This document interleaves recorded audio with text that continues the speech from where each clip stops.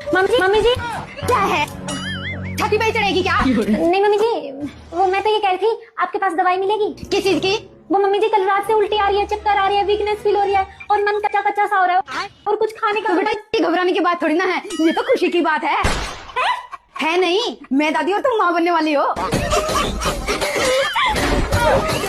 अभी सबको फोन करके बताती हूँ। हाँ जी, बधाई हो, आप दादा बनने वाले हो।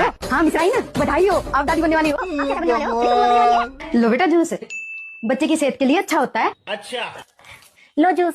इसे नहीं, तुझे पीना है, प्रेगनेंसी में अच्छा होता है। तो मम्मी जी प्रेग्नेंट तो यही है ना?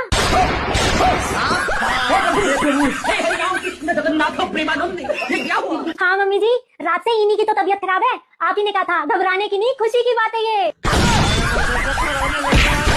इसका क्या देखना पड़ रहा है? लगता है मम्मी जी भी प्रेग्नेंट है। आप बाबा